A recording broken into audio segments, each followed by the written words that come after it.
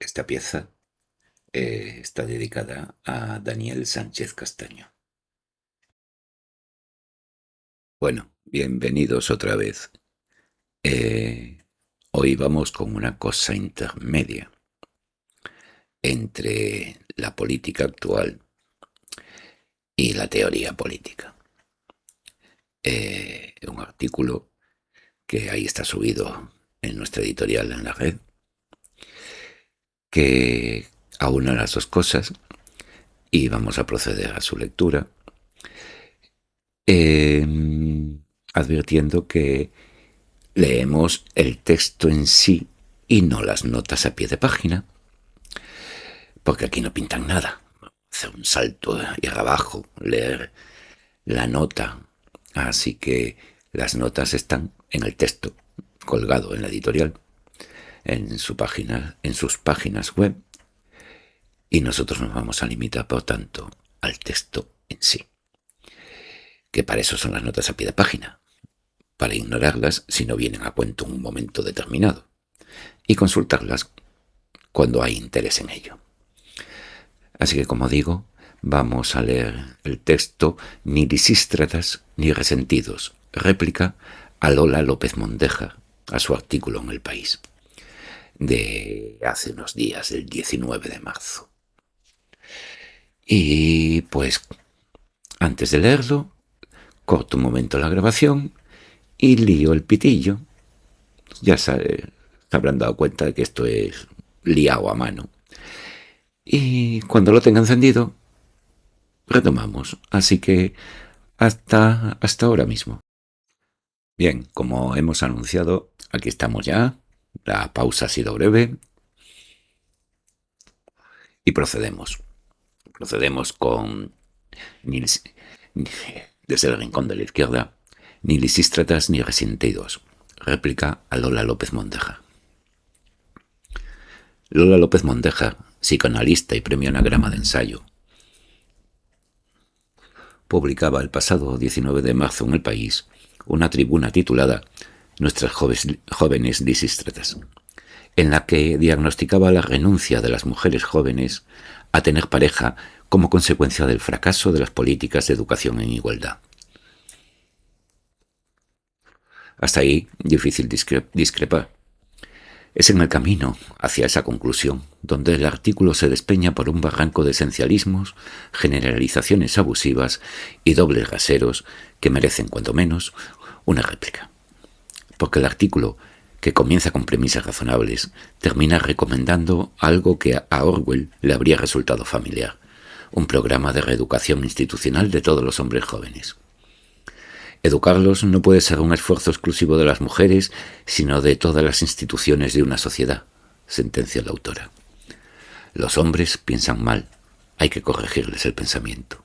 Desde todas las instituciones. Casi puede oírse al Ministerio de la Verdad tomar nota. Porque una primera lectura del artículo invita a sentir. La prosa es ágil, las premisas parecen razonables, los datos acompañan. Y sin embargo, al llegar al final, algo chirría. Al releerlo con más calma, uno descubre que ha sido conducido por un camino retóricamente impecable hacia una conclusión que no se sostiene, que los hombres jóvenes son, en bloque, un ejército de resentidos violentos que se niegan a evolucionar. Conviene desmontar el mecanismo. El resentimiento imaginario.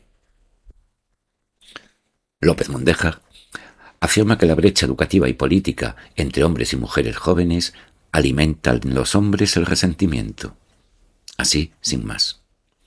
De datos estadísticos, ellas se gradúan 10 puntos por encima, ellos votan más a la derecha, deduce un estado psicológico, el resentimiento. Y no uno cualquiera. Un resentimiento que, en el siguiente párrafo, conduce a la venganza, la agresividad, el odio y el asesinato. En 5 líneas, el chaval de 25 años que vota a Vox porque no llega a fin de mes y por eso lo quiere romper todo, ha sido convertido en un asesino en potencia. Hagamos un ejercicio de simetría. Ese recurso que el artículo evita sistemáticamente. En los años 80, las mujeres tenían menos títulos universitarios, menos presencia laboral, menos poder político. ¿Eran resentidas? Nadie habría osado decirlo. Se decía, con razón, que estaban en desventaja, discriminadas, oprimidas. Pues bien, la misma situación, diferente sexo, diferente etiqueta moral. A ellas empatía, a ellos diagnóstico clínico.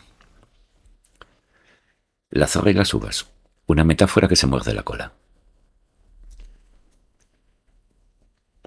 La autora recurre a la fábula de Esopo. Los hombres, como la zorra que no alcanza las uvas, degradan lo que no pueden obtener. Pero ella misma, unos párrafos antes, ha descrito cómo las mujeres se enamoran, desean, se vinculan, levantan banderas rojas, las cambian por la blanca de la paz, retornan al conflicto, muchas desisten, renuncia al objeto deseado. ¿No es exactamente eso lo que hace la zorra? Si la metáfora se aplica a los hombres que supuestamente degradan a las mujeres que no alcanzan, se aplica igualmente a las mujeres que renuncian a los hombres diciendo que no les merece la pena. Pero a ellas se les llama lisístratas empoderadas y a ellos zorras resentidas. La misma conducta, doble vara. Todos en forcoches. El artículo pega un salto que debería hacer saltar las alarmas de cualquier lector atento. De unos datos demográficos generales pasa a la machosfera, como si eso representara a los hombres jóvenes en su conjunto. La machosfera existe, sí, como existen las cuentas más radicales del feminismo identitario en redes. Explicar a una generación entera a partir de Foro Coches o Andrew Tate es como explicar al feminismo a partir de las respuestas más extremas de Twitter. Es tomar la parte por el todo. Y hacerlo deliberadamente para construir un hombre de paja que luego resulta muy difícil de derribar. Perdón, construir un hombre de paja que luego resulta muy fácil de derribar. La culpa de la inseguridad laboral, de la incertidumbre identitaria, de los déficits emocionales de los hombres, la tienen ellas, las ingratas. ¿Quién dice eso? ¿Dónde? ¿En qué conversión real, fuera de los sótanos de Internet, se pronuncian esas palabras? López Mondéjar afilia a toda una generación a un discurso que solo existe en la caricatura que ella misma ha construido. La brecha que no es como la pintan. La autora presenta un mundo limpio y binario. Ellos votan a la ultraderecha, ellas se inclinan a la izquierda. Los datos, como suele ocurrir, son más tozudos. Los barómetros del CIS muestran que todos los jóvenes han virado a la derecha, aunque ellos más interesantemente.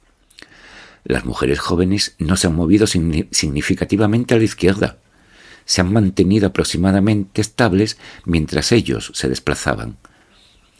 Y el dato que el artículo no menciona porque arruinaría su relato. El voto femenino a Vox también está creciendo. Según el análisis del GESOP sobre los barómetros del CIS de 2024 y 2025, las mujeres más jóvenes muestran ahora una intención de voto a Vox más elevada que las mujeres de cualquier otra edad. En 2024, solo el 20% de la juventud que votaba por Vox eran chicas. En 2025 ya representan el 30%. No es ellos ultraderecha y así izquierda. Es bastante más complejo que eso. Prerrogativas patriarcales. ¿Las de quién? Masculinidad que sufre la pérdida de las prerrogativas patriarcales, dice la autora.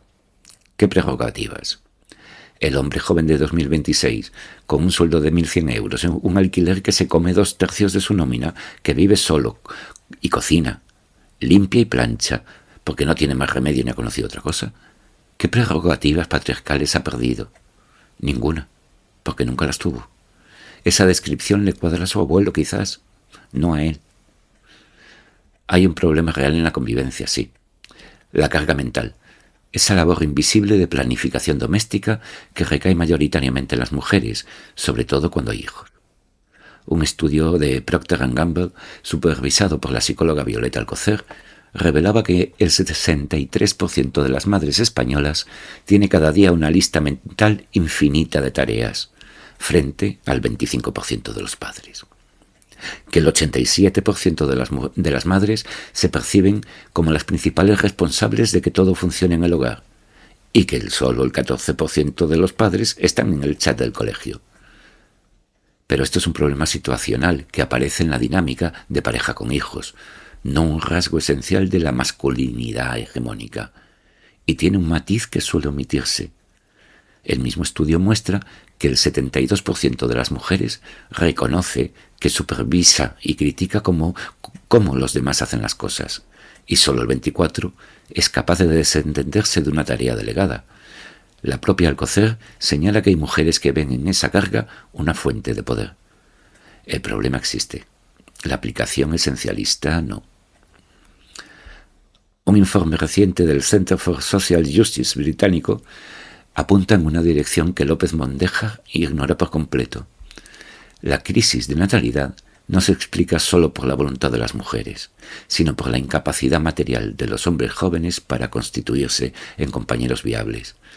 La adolescencia masculina se extiende hasta bien pasados los 20 años. La edad media de independizarse está en los 25, 3 años después que las mujeres. Y la generación de NEET masculinos no para de crecer. No son resentidos patriarcales. Son precarios, sin horizonte. Lisístratas o personas solas. Dice la autora que las mujeres eligen, pero no ellos. ¿A quiénes, entonces?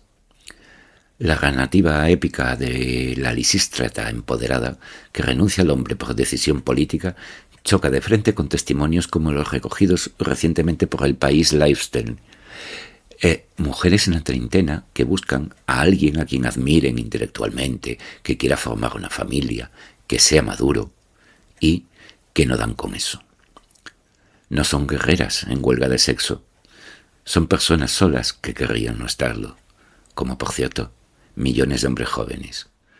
El fracaso no es de un género, es de una sociedad que ha destruido las condiciones materiales para formar pareja, vivienda, empleo estable, tiempo, y que busca culpables en la psicología de uno u otro sexo para no tener que hablar de economía.